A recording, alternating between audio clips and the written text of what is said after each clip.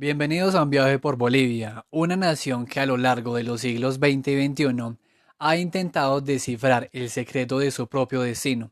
Una gran historia llena de personajes, decisiones que cambiaron el curso de un país y ciclos que se repiten una y otra vez. Desde los varones del estaño que se hicieron millonarios hasta las burguesías cholas que hoy mueven la economía.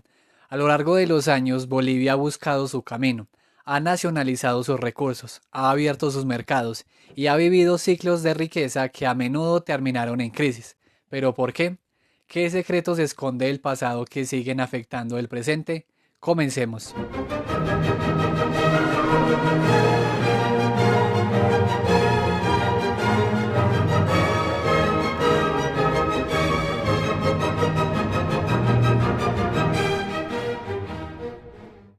A lo largo del siglo XX y las primeras décadas del XXI, la economía global ha vivido transformaciones profundas.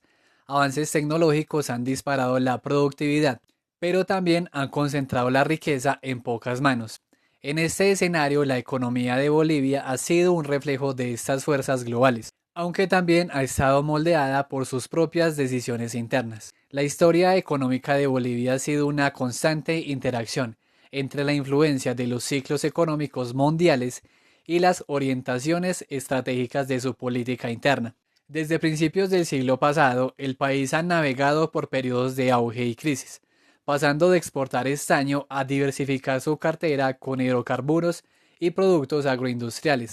Uno de los hitos más determinantes para la economía boliviana fue la pérdida de su acceso al mar tras la Guerra del Pacífico, un evento cuyas consecuencias aún resuenan. A esto se sumaron las transformaciones de la Revolución de 1952, la adopción de un nuevo enfoque a partir del 85 y el patrón de desarrollo nacionalista impulsado a partir de 2006. El desarrollo del siglo XX estuvo fuertemente ligado a la economía del estaño, primero bajo un modelo oligárquico y luego estatal. Esta actividad reconfiguró la organización del territorio, debilitando el esquema previo que giraba en torno a la plata y el mercado interno. En este contexto, un documento clave fue el informe de la misión Boan de 1942, el primer análisis integral de la economía boliviana. La misión propuso una estrategia audaz: diversificar la agricultura para sustituir importaciones y expandir las exportaciones. Para lograrlo, sugieren cambiar el enfoque de la infraestructura, que hasta entonces se centraba en la minería, hacia la construcción de carreteras que conectaran el occidente con Santa Cruz y el resto del país. El objetivo era claro: romper la dependencia externa del estaño. El economista Juan Antonio Morales Anaya nos ayuda a entender esta historia a través de los grandes ciclos económicos que él no solo ve impulsados por los recursos naturales, sino también por las decisiones políticas internas y la calidad de las instituciones. A principios del siglo XX, Bolivia se integró plenamente en la primera globalización a través de la exportación de estaño, caucho y plata. Entre 1900 y el 29, el país experimentó un auge económico notable. Sin embargo, este crecimiento se detuvo abruptamente con la Gran Depresión y la Guerra del Chaco de 1932 al 35, un evento traumático que provocó un colapso del 23% en el PIB per cápita. Este periodo de crisis, sin embargo, fue fértil para el surgimiento de ideas nacionalistas que años más tarde sentarían las bases para la nacionalización de minas y la reforma agraria. La Revolución de 1952 marcó el inicio del modelo de desarrollo con impulso estatal. Con el voto universal, la nacionalización de las minas y la reforma agraria, el Estado boliviano asumió un papel protagónico en la economía. Durante el primer gobierno de Hugo Banzer, este modelo alcanzó su punto más alto, impulsado por una mejora en los precios internacionales y acceso a capitales extranjeros. A esta etapa le siguió un modelo más liberal entre el 85 y 2005, iniciado con el Decreto Supremo 21060, que logró detener la hiperinflación. Se implementaron políticas de apertura comercial y privatización de empresas estatales, lo que liberalizó el sector de hidrocarburos y atrajo inversiones. Sin embargo, el crecimiento sostenible tardó en llegar y el deterioro en la distribución del ingreso llevó a un descontento social que culminó con el fin de este modelo en 2003. Finalmente, el país regresó a un modelo neoestatista entre el 2006 y el 16, aprovechando una bonanza excepcional impulsada por los altos precios de las materias primas. La nacionalización de los hidrocarburos fue la medida clave, permitiendo al Estado capturar enormes excedentes que se utilizaron para políticas de redistribución. A pesar de los periodos de bonanza, Velázquez y Pacheco señalan que Bolivia ha quedado rezagada frente a sus vecinos sudamericanos, con brechas económicas que se han ampliado en las últimas 6 décadas. Los factores detrás de este rezago son complejos. El enclaustramiento geográfico, la persistencia de un modelo primario exportador, la inconsistencia de las políticas económicas y un crecimiento casi nulo de la productividad.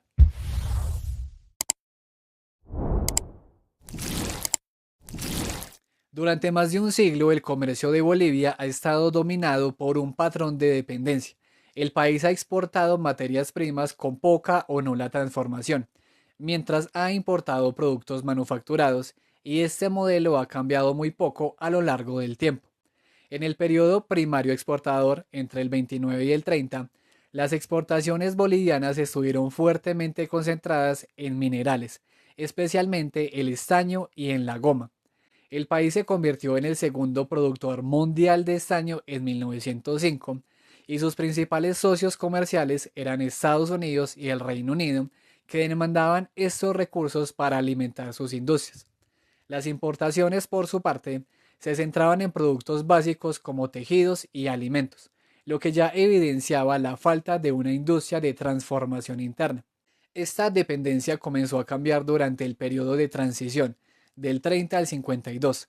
La Gran Depresión y la Guerra del Chaco y la Segunda Guerra Mundial restringieron el comercio internacional, lo que paradójicamente impulsó la producción manufacturera nacional. Estados Unidos se consolidó como el principal socio comercial, pero el país seguía exportando principalmente estaño, aunque con una participación notable de otros minerales.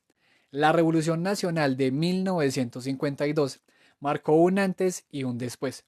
El Estado asumió un rol protagónico en la economía, impulsando la producción de hidrocarburos a través de la empresa estatal Yacimientos Petrolíferos Fiscales Bolivianos. Esta nueva dinámica, sumada a la inversión en el sector agropecuario del Oriente, permitió una mayor diversificación de las exportaciones. El estaño perdió peso y el gas natural a Argentina se convirtió en un hito importante, impulsando también las exportaciones de azúcar, café y algodón. Entre 1985 y el 2005 se adoptó una política de apertura comercial. Bolivia se benefició de la operación del gasoducto a Brasil en el 99, que hizo que este país se convirtiera en su principal socio comercial. Aunque hubo expectativas de una mayor diversificación, la economía siguió dependiendo de las ventas de gas natural. En el periodo neoestatista de 2005 al 15, la bonanza de los precios de las materias primas impulsó la economía. Los combustibles, principalmente el gas natural, dominaron las exportaciones. Brasil y Argentina se consolidaron como los principales socios comerciales, aunque China comenzó a ganar terreno. A la par de estos ciclos comerciales, la agricultura boliviana también vivió sus propias transformaciones, marcadas por la expansión de las haciendas y la resistencia de las comunidades indígenas. La ley de exvinculación de 1874 marcó un punto de inflexión, ya que buscaba disolver las comunidades indígenas para crear propietarios independientes. En la práctica, esto llevó a la apropiación de las tierras comunales por parte de personas no indígenas y el aumento de los tributos para los indígenas. A pesar de esto, a fines del siglo XIX, Bolivia seguía siendo un país predominantemente rural y con baja productividad agrícola, donde la minería ayudaba a las finanzas del Estado, lo que evitaba una mayor privatización de tierras. Ante el avance de las haciendas, las comunidades indígenas organizaron una resistencia continua.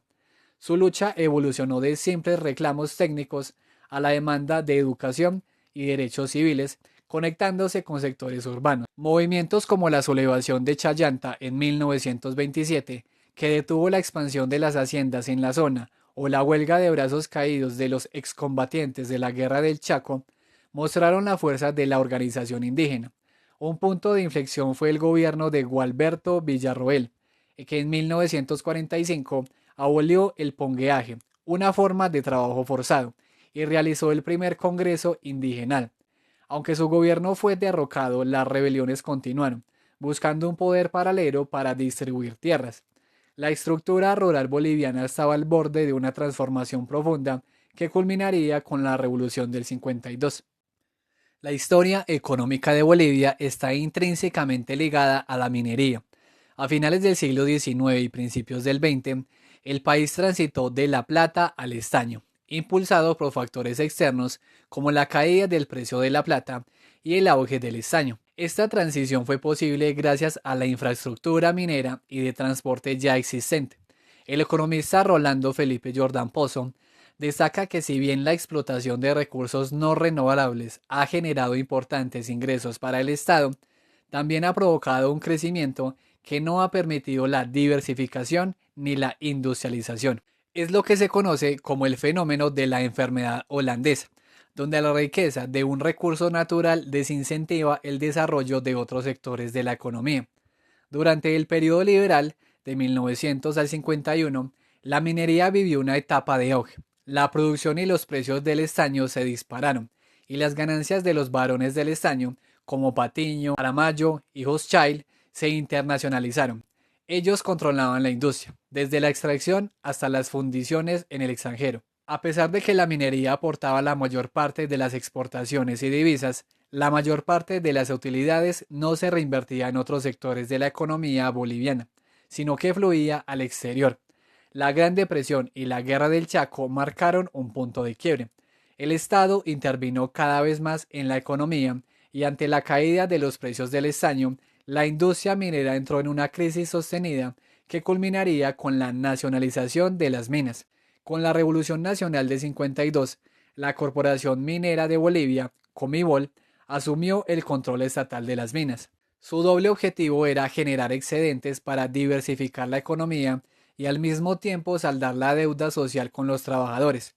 Sin embargo, la empresa se descapitalizó y se volvió ineficiente, y a pesar de que este periodo tuvo los precios más altos del estaño del siglo, la producción disminuyó.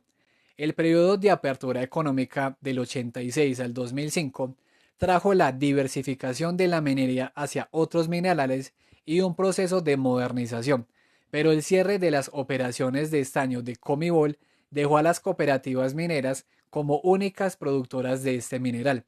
Aunque crecieron, lo hicieron con tecnología obsoleta y bajos salarios, lo que puso de manifiesto un problema estructural. Finalmente, el periodo neoestatista del 2006 al 2015 se benefició de un aumento sin precedentes en el precio de los minerales. Sin embargo, la falta de inversión en exploración y la continua expansión de la minería informal representan una amenaza a largo plazo para el sector. A lo largo de la historia de Bolivia ha existido un consenso sobre la necesidad de diversificar la producción y agregar valor, pero la realidad muestra un proceso industrial tardío y vulnerable.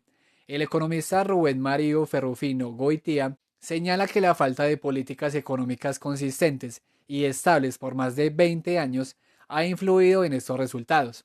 A principios del siglo XX, la minería era considerada la industria nacional, pero la producción manufacturera era principalmente artesanal y sin conexión con el sector minero.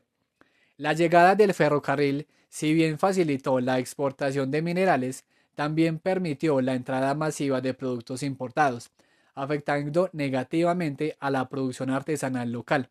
Las ganancias de la minería, en lugar de reinvertirse, favorecían las importaciones, lo que creaba un contexto favorable para los productos extranjeros. El modelo de sustitución de importaciones de la Revolución del 52 buscó cambiar esta realidad. Inspirado en el Plan Boan de 1942, se enfocó en la diversificación agrícola en el oriente y la promoción de la industria pesada, con la creación de empresas estatales. La participación de la industria en el PIB llegó a su punto más alto en 1978, pero este crecimiento no fue sostenido debido a la falta de inversión en tecnología y proyectos que resultaron ser elefantes blancos. Con el periodo de apertura económica, el Estado se retiró del desarrollo industrial y la apertura económica permitió que las importaciones desplazaran la producción nacional. La inversión privada se concentró en sectores no productivos. Entre 2006 y el 2015, el país intentó reindustrializar con las ganancias de los recursos naturales. El Estado asumió nuevamente un rol central, creando empresas estatales en diversos sectores. Sin embargo, la inversión privada se mantuvo rezagada y la entrada de productos importados, tanto legales como ilegales, continúa afectando a la industria local. A lo largo del tiempo, la historia industrial de Bolivia muestra un ciclo recurrente: la búsqueda de la industrialización con el Estado, intentos de sustitución de importaciones y apertura económica.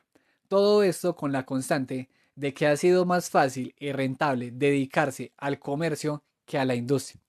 La falta de un mercado interno amplio y la competencia con los productos importados han sido obstáculos constantes en este proceso. El desarrollo de la infraestructura de transporte en Bolivia ha sido una constante lucha contra la geografía. A pesar de los desafíos, la construcción de ferrocarriles y carreteras ha sido impulsada por una mezcla de intereses políticos y la necesidad de conectar una economía de enclave. La contribución de los ferrocarriles al desarrollo ha sido multifacética, desde la diversificación de la producción hasta el transporte masivo de pasajeros, algo que no se había visto antes. A principios del siglo XX, la construcción de ferrocarriles se aceleró, conectando al país con el Océano Pacífico, principalmente para la exportación de estaño. Estas obras se financiaron con deuda externa e indemnizaciones de guerra. Más tarde, los ferrocarriles buscaron la integración de los mercados internos, beneficiando especialmente a la agricultura en los valles. Sin embargo, el desarrollo de carreteras fue precario, con inversiones limitadas y un transporte que dependía del uso de mulas. Entre 1930 y el 51, Bolivia recurrió a acuerdos con Brasil y Argentina para desarrollar su red ferroviaria oriental a cambio de petróleo, y por primera vez las carreteras se vieron como una opción viable. El informe de la misión BOA en el 42 enfatizó la necesidad de una carretera que conectara a Santa Cruz con el resto del país para fomentar la diversificación agrícola. La construcción de la emblemática carretera Cochabamba-Santa Cruz fue un hito en esta nueva visión. Con la Revolución Nacional de 52, los ferrocarriles extranjeros fueron nacionalizados, creando la Empresa Nacional de Ferrocarriles del Estado, la ENFE. A pesar de los esfuerzos, ENFE heredó una infraestructura anticuada y problemas de gestión. El desarrollo de carreteras recibió un apoyo financiero importante de Estados Unidos, creando el Servicio Boliviano Americano de Caminos y más tarde el Servicio Nacional de Caminos. Entre 1985 y el 2005, la gestión de carreteras fue criticada por su falta de mantenimiento y la descentralización de los servicios de caminos resultó en un deterioro de la planificación vial. En el sector ferroviario, el proceso de privatización de ENFE dividió el sistema en dos empresas, una de las cuales dejó a La Paz sin servicio. En el periodo neoestatista, la minería volvió a impulsar la construcción de nuevas líneas férreas. La red de carreteras también creció significativamente, aunque el país aún tenía una de las redes más pequeñas y deficientes de la región. La historia económica de Bolivia no se entiende sin analizar su moneda y su sistema cambiario, que han estado profundamente ligados a las dinámicas de poder y a su participación en la economía global. A principios del siglo XX, durante el periodo liberal, la economía era de enclave, muy dependiente de la minería del estaño. El Estado se financiaba del sector exportador, lo que hacía a la economía vulnerable a las condiciones internacionales. Bolivia adoptó el patrón oro, pero en la práctica el tipo de cambio fluctuaba con los precios del estaño. El control de la emisión monetaria pasó de los bancos privados al Banco Central de Bolivia, el BCB, creado en 1928, que buscaba un margen de independencia del gobierno. Después de la Guerra del Chaco, en el periodo de transición al estatismo, la intervención del Estado en la economía aumentó. La nacionalización de empresas y la creación de un tipo de cambio múltiple fueron medidas para controlar la economía. La ley del BCB de 1945 buscó un equilibrio entre la estabilidad monetaria y la diversificación productiva. La revolución del 52 transformó la economía. Comibol, la Corporación Minera de Bolivia, se convirtió en el eje económico, generando los recursos para el desarrollo. Aunque hubo inflación, un plan de estabilización logró controlarla. En los años 60, el país experimentó un crecimiento con baja inflación, un tipo de cambio fijo y una nueva moneda, el peso boliviano. A partir de 1985, el Decreto Supremo 21060 combatió la hiperinflación. La medida clave fue un tipo de cambio único y flexible y la liberalización de los mercados financieros y comerciales. Una nueva ley del Banco Central del 95 le otorgó la independencia y lo enfocó en mantener la estabilidad monetaria, aunque a principios de los 2000 el país se sumergió en una crisis que puso fin a este periodo. Entre el 2005 y el 2016, el Estado recuperó su protagonismo, apoyado en el superávit fiscal y las reservas internacionales. Aunque el Banco Central mantuvo su objetivo de estabilidad, comenzó a otorgar créditos a empresas estatales, redefiniendo su relación con el Ejecutivo. El sistema financiero se modernizó y se diversificó, y el país se benefició de una bonanza económica sin precedentes. La historia financiera de Bolivia es la de una constante en sus dos protagonistas, la explotación de recursos naturales y el endeudamiento externo. Según el economista Mario Napoleón Pacheco Torrico, el endeudamiento se justifica para cubrir la falta de inversión interna, pero en Bolivia, los ciclos de auge en los precios de las materias primas a menudo han terminado en crisis, un fenómeno que ya describimos como la enfermedad holandesa. El autor identifica cuatro grandes ciclos de endeudamiento. El primer ciclo, 1908 a 1920, estuvo ligado al auge del estaño y el caucho. Los préstamos se utilizaron para la construcción de ferrocarriles que a menudo no fueron rentables y para pagar la deuda interna. Este ciclo terminó con la caída de precios del estaño y la devaluación de la moneda. El segundo ciclo, del 21 al 29, fue más intenso, con créditos provenientes de la banca estadounidense que había reemplazado a la europea. Los fondos se utilizaron para ferrocarriles, financiar el déficit fiscal y pagar la deuda. Este periodo culminó con el desplome del estaño en la Gran Depresión de 1929, que llevó a una profunda crisis financiera con una deuda impagable. El tercer ciclo, del 73 al 81, coincidió con un auge de los precios del estaño y el gas natural. Bolivia, con un gobierno pro mercado, entró en una espiral de endeudamiento con la banca privada internacional. Los fondos se destinaron a empresas públicas para proyectos sobredimensionados, lo que contribuyó a la crisis de la deuda de los años 80. El aumento de las tasas de interés y la caída de los precios de las materias primas desató déficits fiscales crónicos y la hiperinflación. El cuarto ciclo, del 2008 al 2015, se produjo durante la bonanza del gas natural. A pesar de los superávits fiscales, el gobierno continuó endeudándose, incluso con la emisión de bonos soberanos. Los recursos se dirigieron a empresas estatales, pero la economía no se diversificó. Cuando los precios de las materias primas cayeron alrededor de 2014, regresaron los déficits fiscales.